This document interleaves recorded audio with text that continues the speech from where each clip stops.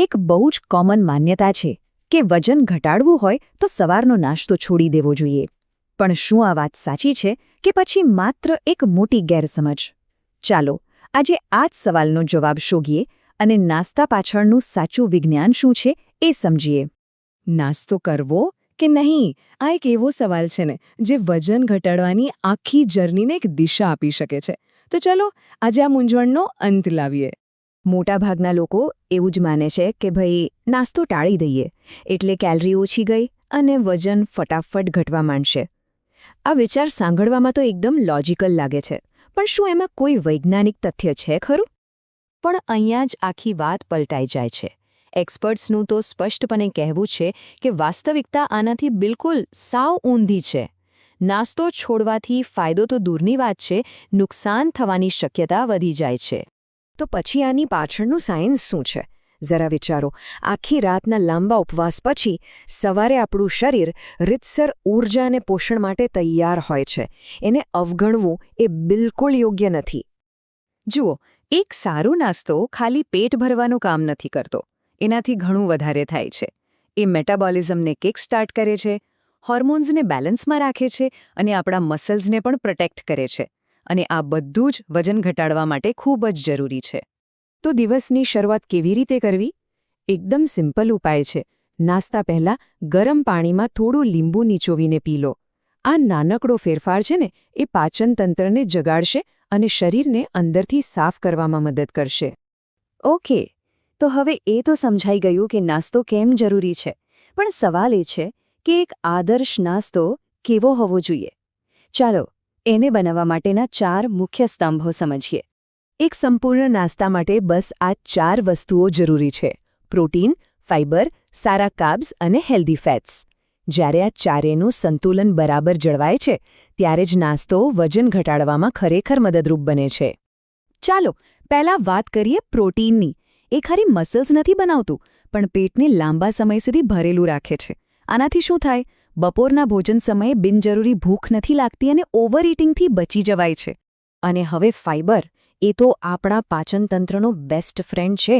એ આખી સિસ્ટમને ક્લીન રાખે છે અને બ્લડ શુગરને અચાનક વધતા અટકાવે છે, જે પેટના સ્વાસ્થ્ય માટે એકદમ બેસ્ટ છે. તો હવે સવાલ એ છે કે ખાવું શું? ચાલો બીજે ક્યાંય નહીં, આપણા પોતાના રસોડામાં જ ઉપલબ્ધ કેટલાક સ્વાદિષ્ટ અને પરંપરાગત વિકલ્પો પર એક નજર કરીએ, જે વજન ઘટાડવા માટે ઉત્તમ છે. સૌથી પહેલો ઓપ્શન છે ફણગાવેલા કઠોળ. આ ખરેખર પોષણનું પાવરહાઉસ છે. દિવસની એકદમ શક્તિશાળી શરૂઆત કરવા માટે આનાથી સારું બીજું કંઈ નથી. તો ફણગાવેલા કઠોળ જ કેમ? કારણ કે એમાં પ્રોટીન અને ફાઇબર ભરપૂર માત્રામાં છે અને તે પચવામાં પણ ખૂબ જ સરળ છે. તે સ્નાયુઓ અને પાચન બંનેને મજબૂત બનાવે છે. હવે જોઈએ બીજો એક બહુ જ પોપ્યુલર અને એટલો જ અસરકારક વિકલ્પ: મગની દાળના ચીલા. અને હા, સૌથી સારી વાત એ છે કે તે સંપૂર્ણપણે ગ્લુટન ફ્રી છે. આ ખાલી ટેસ્ટી જ નથી, પણ પ્રોટીનનો એકદમ જોરદાર સોર્સ છે, જે મેટાબોલિઝમને સક્રિય કરે છે. અને એમાં શાકભાજી ઉમેરીને એને વધારે પૌષ્ટિક પણ બનાવી શકાય છે.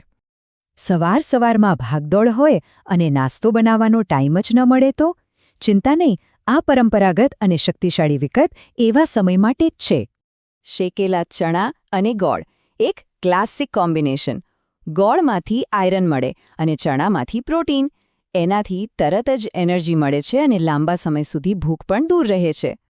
સારો નાસ્તો તો જરૂરી છે જ, પણ સંપૂર્ણ પરિણામ મેળવવું હોય તો એ જાણવું પણ એટલું જ જરૂરી છે કે શું ટાળવું જોઈએ અને કેવી રીતે એક્ટિવ રહેવું. ક્યારેય એવું વિચાર્યું છે કે સારો નાસ્તો કરવા છતાં વજન કેમ નથી ઘટતું? એનું કારણ એ છે કે ઘણીવાર આપણે અજાણતા જ એવી કેટલીક વસ્તુઓ ખાઈ લઈએ છીએ જે આપણી બધી મહેનત પર પાણી ફેરવી દે છે. ખાસ કરીને આ 4 પ્રકારના ખોરાકને સવારના નાસ્તામાંથી હંમેશા માટે દૂર કરી દો.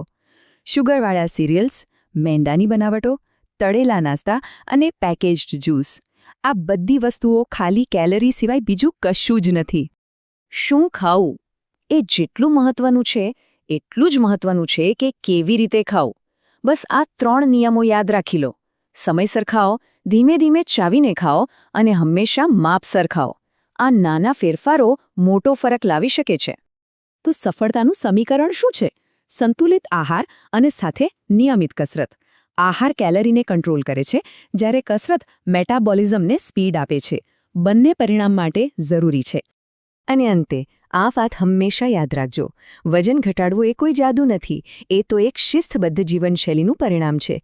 અને આ સફરમાં યોગ્ય નાસ્તો આપણો સૌથી મોટો સાથી છે. તો હવે સવાલ તમારા માટે છે. આ બધી માહિતી પછી આવતીકાલે સવારે કયા પૌષ્ટિક નાસ્તા સાથે એક સ્વસ્થ દિવસની શરૂઆત કરવામાં આવશે? નિર્ણય તમારો છે.